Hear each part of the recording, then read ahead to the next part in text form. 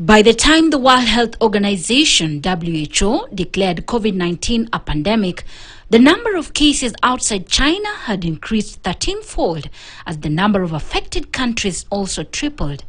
WHO has been assessing this outbreak around the clock, and we're deeply concerned both by the alarming levels of spread and severity and by the alarming levels of inaction. We have therefore made the assessment that COVID-19 can be characterized as a pandemic. Pandemic became one of the many major vocabularies that the public learned during the outbreak. In the public health space, however, the magnitude of the word was a clear testament of what the world was in for and what was yet to come as the virus spread its tentacles across different territories. After all, it was the first time a pandemic was being sparked by a coronavirus. Pandemic is not a word to use lightly or carelessly. It's a word that, if misused, can cause unreasonable fear or unjustified acceptance that the fight is over, leading to unnecessary suffering and death. Kenya, on the other hand, confirmed its first case on 12th March 2020, throwing the country into a frenzy as the dreaded virus had penetrated the country's borders. As far as coronavirus is concerned, it is not a question of whether. It is not a question of if we are going to get a case in due course. It was a question of when. And members of the press and fellow Kenyans, I want to inform you that the Ministry of Health has confirmed the first coronavirus case in Kenya. The case is a Kenyan citizen who traveled back to Nairobi, returning from the United States of America via London, United Kingdom, on the 5th of March 2020. Dozens fell ill across the world from the virus that ultimately changed life as we know it. The country was brought to a standstill. As you can see, they're all over the media creating awareness to the Kenyans to stay alert about COVID-19. And this one brought, as you can see, this pandemic, Kagwe is creating awareness that this thing majorly attacks the elderly. But if you check deeply, even the youths like us, we are majorly affected with this pandemic because the youth, they tried not to respond positively to what Kagwe was giving. So this one brought a bit confusion with the Ministry of Health trying to reach out to the youth through the social media because, you know, the youth nowadays they interact majorly through the social media. And so you personally, when you heard that COVID was in the country, were you scared or what were your feelings? First of all, my feeling, I was scared because the pandemic found me in Nairobi, and if you checked online, even from China, the news we are hearing from China, this thing spread so fast and it kills very number of people. So, you know, at a point that I had that death was involved in it, so I was trying to take precaution of it. At first I was scared, but then it got normal. Yeah, and we just adjusted and that was it. Kitu moja kwanza COVID ilikuja ikaharibu uchumi, alafu na tukaambiwa tutadungwa shindano ya corona. Tulidungwa shindano, ngaje kuna wale hawakudungwa shindano, lakini hatuoni tofauti, sisi wote kama tumefanana. So kwangu mimi niliona COVID ni kama ilikuwa na uongo mingi, sababu ni kama sasa basi imeenda wapi. 3 years after that we are not atusikia kama iko ama na sio kila mtu hakudungwa. Sasa siji kwani ilienda wapi hiyo COVID. In a bid to curb the spread of the disease in Kenya, the government, through the Ministry of Health, invoked different measures, including public health protocols. We had just started to understand what social distancing meant, how critical washing of hands with soap and clean water was, and the role hand sanitizers played in curtailing the spread of the virus. Washing of hands, okay, wearing mask was okay, but washing of hands and the lockdown sana. I didn't love the lockdown. The lessons I've learned from the pandemic, one is that everybody should be alert in terms of health. Your health lies in your hands, and your health begins with you, then me. Before you engage the other, it starts with you. Mimi nilidungwa vaccine, nilienda nikadungwa shindano mbili. Juu siku na wakati hata watu walikuwa sema kama hujadungwa huwezi enda kupewa kazi ama kutafuta biashara mali yote. So ilibidi tukadungwa sababu ya hiyo maneno, lakini hata wale hawakudungwa sijaona tofauti. Other emergency containment measures the country banked its hopes on to stop the virus in its tracks included a nationwide dusk-to-dawn curfew, closure of schools, restaurants, restrictions on gatherings including places of worship, and closure of schools, among others. The National Security Council of the Republic of Kenya has today sanctioned and caused the issuance of Public Order Number 1 on the coronavirus pandemic with the following key aspects. That effective Friday, 27th March 2020, there will be a daily curfew from 7 p.m. to 5 a.m. in the morning. And this shall be in effect in the territory of the Republic of Kenya, with all movement by persons not authorized to do so, or not being medical professionals, health workers, critical and essential service providers, being prohibited between these hours. As the pandemic stretched from weeks to months, health systems were brought to their knees, and Kenya wasn't spared of this either.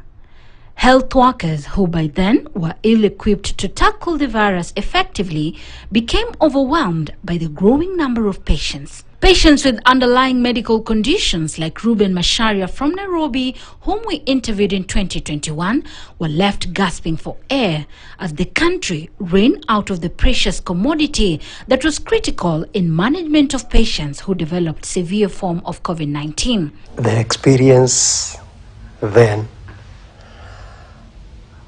was an experience which I would not like anybody else to face,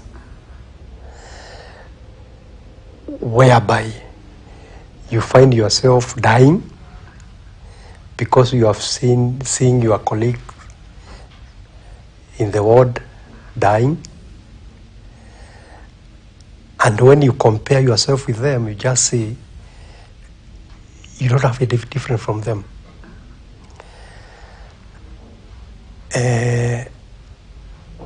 As I had told you earlier about, I had reached a point of even writing a farewell to my family, my colleagues at work. It's a very bad situation. My worry was because I could see myself dying.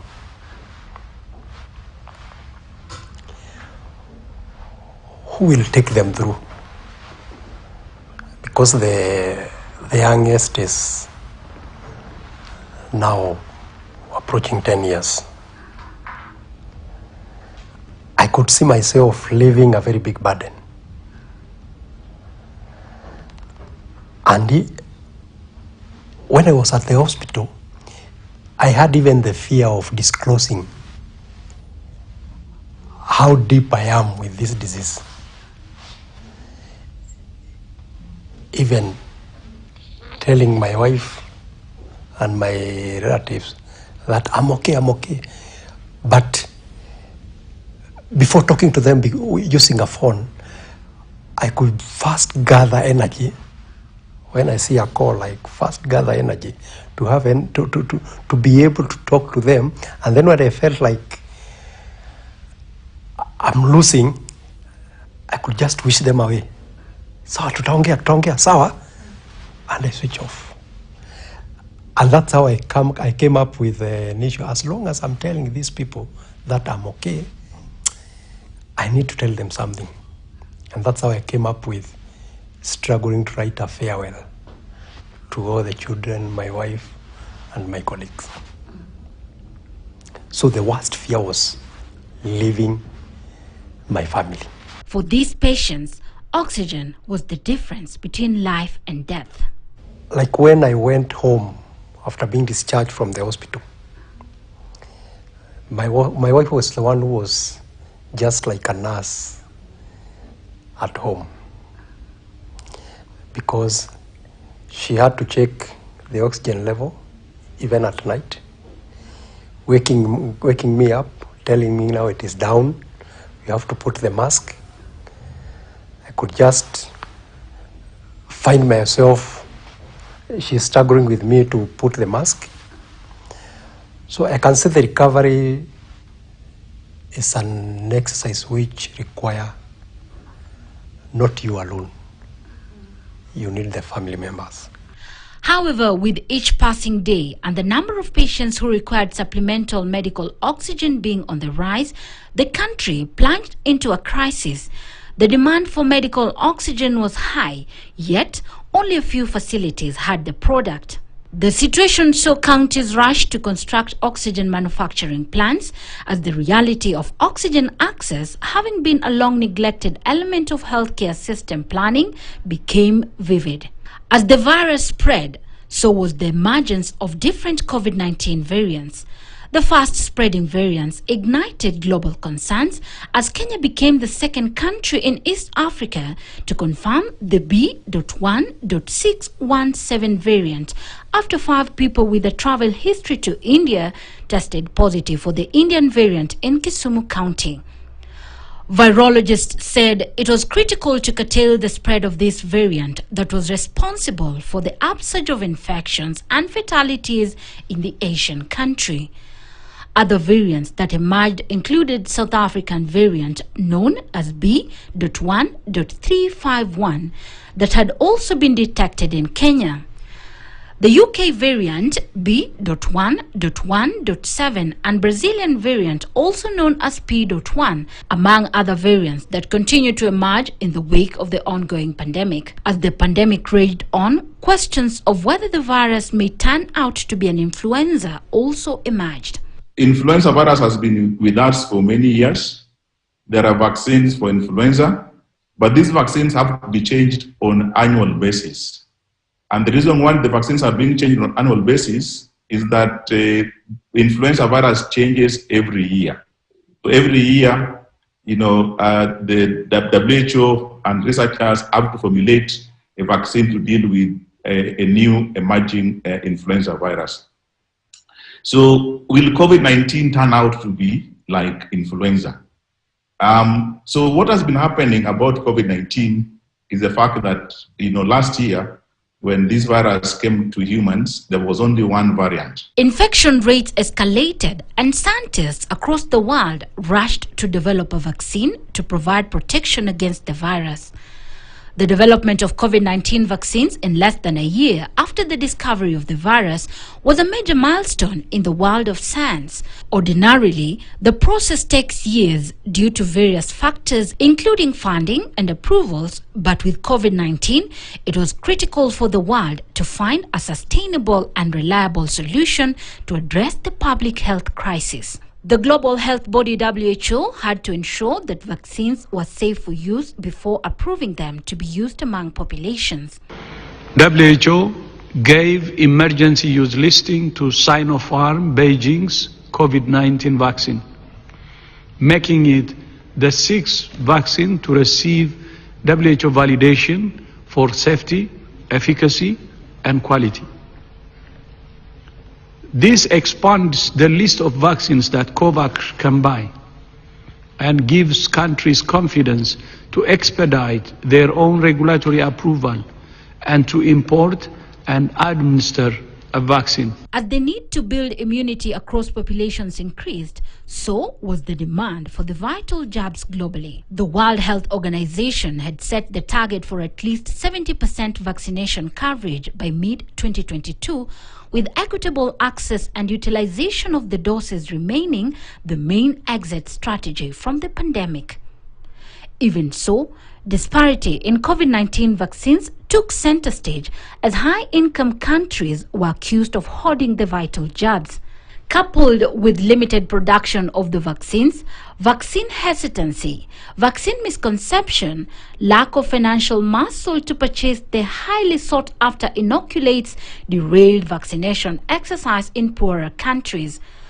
Most of the high-income countries are said to have had pre-purchase agreements with vaccine developers even before clinical trials were complete.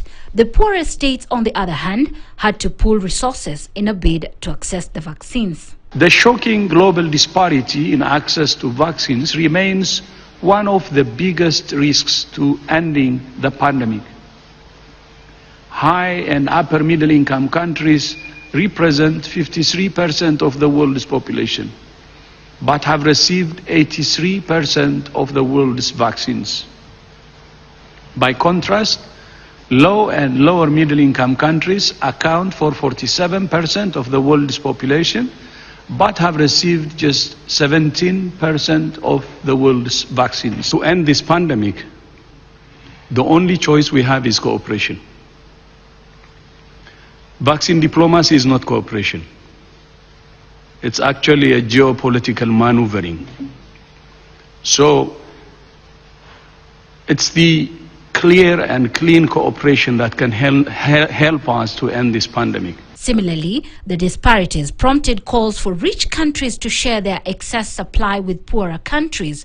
Dose sharing would later on be viewed as a silver bullet in tackling inequitable global distribution of COVID-19 vaccines through COVAX, a global initiative that worked with governments and manufacturers to ensure availability of COVID-19 vaccines. In the next few months, we do not expect Serum Institute to be able to supply the kind of volumes that were originally predicted. So we need to meet that gap.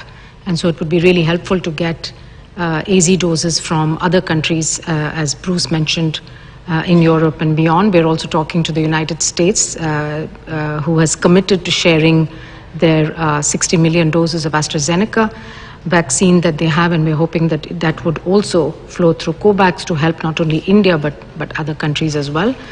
And finally, we're also talking to Moderna, which just received the emergency use listing, and there is a deal that's being signed with them for 500 million doses. Sustainability of these donations also became a concern, as the rich countries were faulted for donating vaccines with short shelf lives that expired in the hands of their recipients.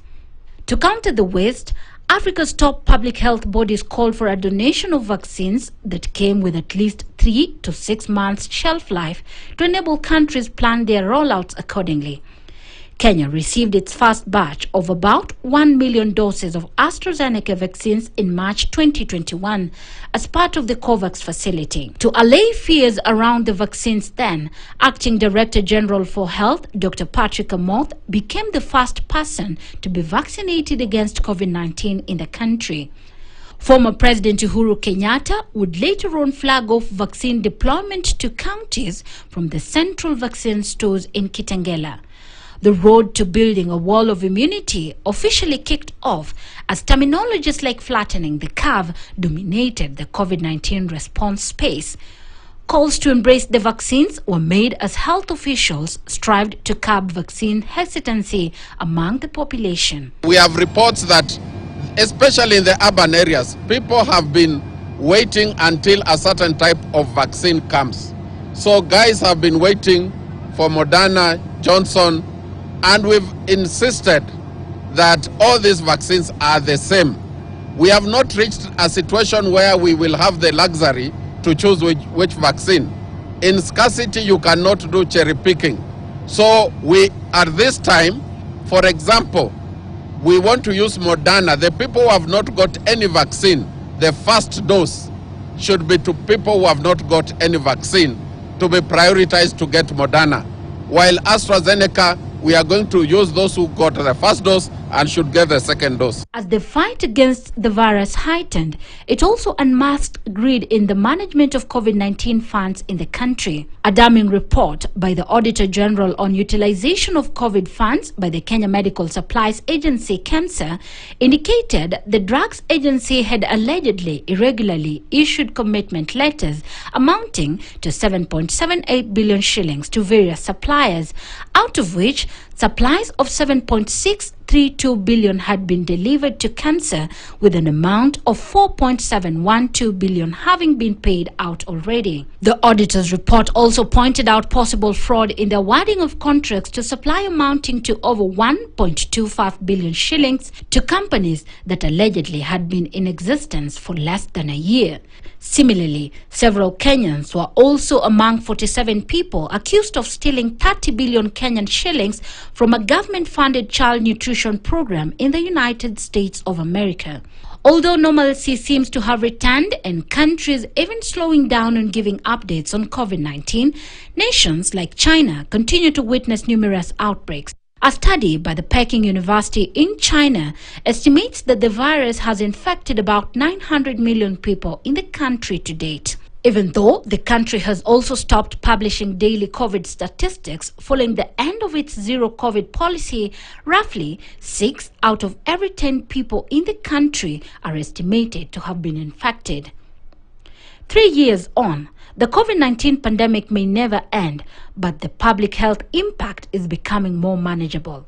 If there's anything that the pandemic has taught us as the world, then it's resilience and the need to be prepared effectively to tackle the next pandemic. COVID-19 has shown the importance of research in saving lives. Experts say it will continue to be a critical lever to end the ongoing pandemic, and that the right action will future-proof our global research architecture and capability to defend ourselves effectively against the new and deadly threats that lie ahead. Gloria Milemu, KTN News.